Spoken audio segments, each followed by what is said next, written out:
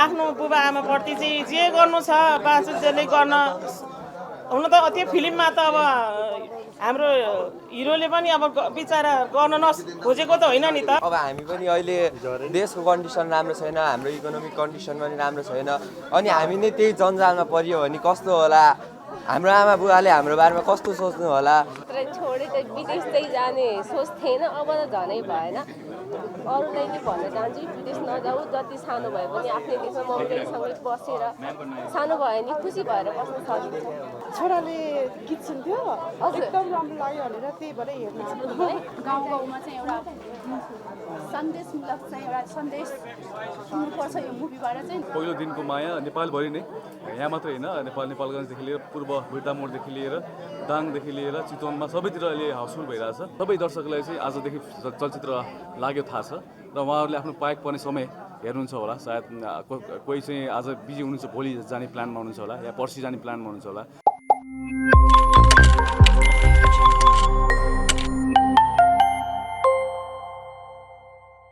अनि झन् मैले केही गरौँ भन्दै मम्मी हुनुहुन्न मेरो साथमा, यति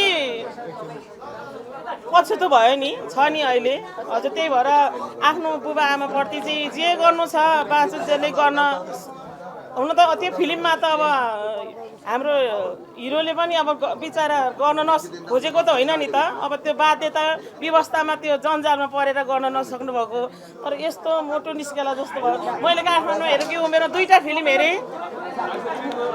ओके, कस्तो लाग्यो तपाईहरुलाई? बाबु नानीहरुलाई कस्तो लाग्यो? कस्तो लाग्यो? धेरै राम्रो। मेरो बहिनी त झन् रोको रोइ। हजुर के कुराले बढी मन छोयो म्यामहरुको? कस्तो लाग्यो तपाईहरुलाई? सर कस्तो लाग्यो मुभी?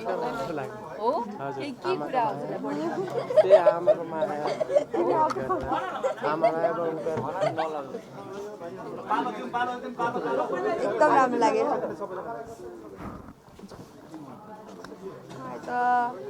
उयो के हुन्छ दुवैजना बाबा र मम्मी नै बित्नु भयो, त्यसै कस्तो नराम्रो लाग्यो। आफ्नो आमालाई कसरी सम्झिनु भयो? मैले अब हामी पनि अहिले देशको कन्डिसन राम्रो छैन, हाम्रो इकोनोमिक कन्डिसन पनि राम्रो छैन, अनि हामी नै त्यही जन्जालमा परियो भने कस्तो होला, हाम्रो आमा बुवाले हाम्रो बारेमा कस्तो सोच्नु होला र समाजले के भन्ला, अनि हामीलाई चाहिँ कस्तो लाग्ला, हाम्रो चित्त कस्तो होला भन्ने कुराले चाहिँ मलाई धेरै नै मन छुयो। हजुर आमालाई मिस गर्नुभयो? हजुर धेरै नै। आमा बुवाको त्याग, बुवाले आफू खाइ नखाइ गरेको त्याग, अनि आमाको माया स्नेह मैले धेरै सम्झेँ। आई क्यान रिलेट भनेर। कस्तो लाग्यो? के भन्नुभयो कि भन्नु भएको छैन कि मम्मीलाई के भन्न मन छ कि? भन्न मन त धेरै छ, अब के भन्नु। तर छोडे त विदेश चाहिँ जाने सोच थिएन, अब त झनै भएन। अरूलाई नै भन्न चाहन्छु विदेश नजाऊ, जति सानो भए पनि आफ्नै देशमा मम्मीसँगै बसेर सानो भयो नि खुसी भएर बस्न सकिन्छ। Thank you. आमा कस्तो लाग्यो हजुरलाई? एकदमै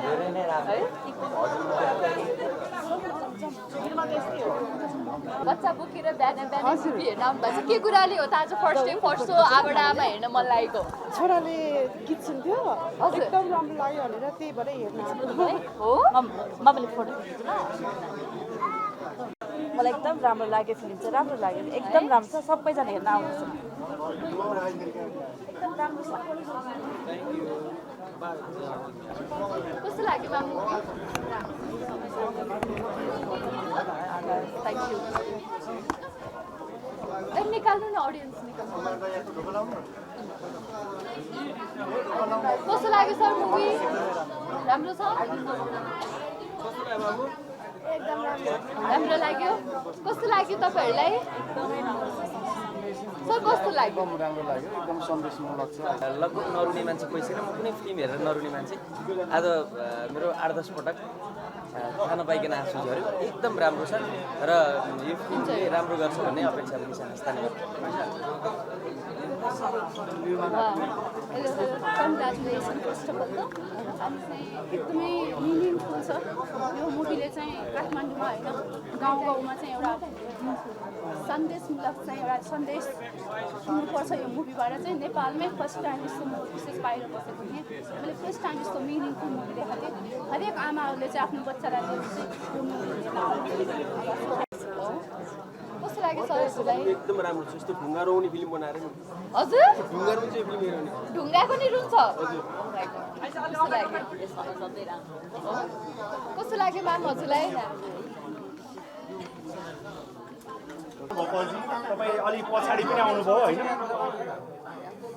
पछाडि आएको छैन टाइममै आएको छु होइन सबैको रिभ्यू मैले चाहिँ बुझ्दै थिएँ बाहिर थिएँ म सबैको रिभ्यूहरू अनि एकदम राम्रो पाएँ मैले रिभ्यू चाहिँ त्यही हो थ्याङ्क यू सबैलाई कस्तो भइरहेछ पलजी आज कस्तो लागिरहेछ डर थियो कि थिएन हिजो होइन आज अब यति राम्रो राम्रो रिभ्यू आइसकेपछि फर्स्ट डे फर्स्ट सोमा त्यो डर अलि भाग्यो कि भाग्यो डर त भागेछ डर त भागिसक्यो किनभने पहिलो दिनको माया नेपालभरि नै यहाँ मात्रै होइन नेपालगञ्जदेखि लिएर पूर्व बिर्ता मोडदेखि लिएर दाङदेखि लिएर चितवनमा सबैतिर अहिले हाउसफुल भइरहेछ फर्स्ट हो नै सो यसको लागि देशभरिका सम्पूर्ण दर्शकहरूलाई धन्यवाद छ र काठमाडौँका धेरै जस्तो हलहरूमा पनि राम्रो सोज राम्रो हाउसफुलहरू हुँदैछ र आज दिनभरि हामी काठमाडौँको हलमा हामी भिजिट गर्नेछौँ र रिभ्यू लिनेछौँ रिभ्यू एकदम राम्रो पाछौँ हामी चाहिँ थ्याङ्क यू सिमरनजी अघि तपाईँहरू एकदम डराइरहनु भएको थियो बाहिर होइन अब चाहिँ रिभ्यू पाइसकेपछि त्यो डर भाग्यो कि भाग्यो छैन डर चाहिँ भाग्यो तर म इभन अहिले पनि म उहाँहरूको रियाक्सन देखेर कस्तो इमोसनल भयो हामीभन्दा सानो भाइ बहिनीहरूले पनि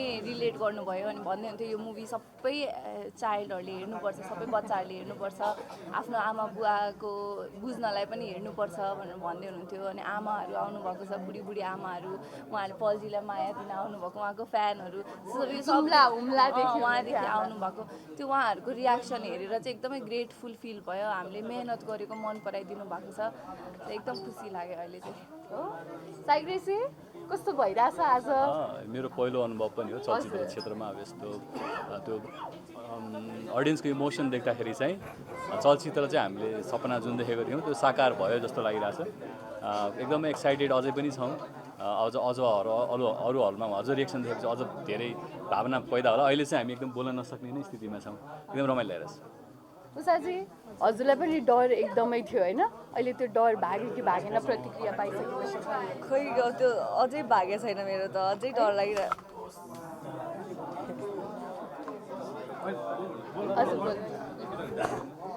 अब यो सबै प्रतिक्रियाहरू जस्तै आमाहरू रोइरहेको सानो भाइ बहिनीहरूले धेरै राम्रो भनिरहेको देख्दाखेरि चाहिँ मलाई त बोल्नै आइरहेको छैन बोल्नै सकिरहेको छैन अब अझै अरूतिरको रियाक्सनहरू कस्तो हुँदो रहेछ पहिलो हल भिजिटको अनुभव एकदमै मलाई चाहिँ अघि तपाईँले देख्नुभयो एकदमै डर लागिरहेको थियो भित्र गएपछि त्यहाँनिर चियर अप सुनेपछि चाहिँ अलिअलि डर भागे जस्तो हुँदो रहेछ तर मनमा डर चाहिँ कायमै छ आज फर्स्ट डे हो फर्स्ट सोकोमा आएको छौँ हामी होइन अरू हेर्नै बाँकी छ हेर्दै जाउँ परेछ मेरो डर भएको छ किको अङ्गालोमा आमाहरू रोइराख्नु भएको थियो अघि हलभित्र पनि त्यो देख्दा चाहिँ कतिको सक्सेस भयो जस्तो लाग्छ कति धेरै रोइरहनु भएको थियो आज उहाँको बर्थडे पनि रहेछ अनि उहाँको आमा पनि हुनुहुँदैन रहेछ त्यही भएर चाहिँ उहाँ अझै धेरै इमोसनल हुनुभएछ त्यो देखेर हामी नै इमोसनल भयौँ भित्र त्यस्तै हो हेम्रा चाहिँ कस्तो भइरहेछ त पहिलो अनुभव हल भिजिटको मलाई त एकदमै खुसी लाग्यो अलिअलि डर पनि लागेको थियो अघि चाहिँ सबैले चाहिँ तपाईँको कमेडी पनि राम्रो लाग्यो भनिदिनु भएको छ त्यो मुटु ढुकढुक भयो भने एकदम खुसी लागेर खुसी नै छु भनौँ अब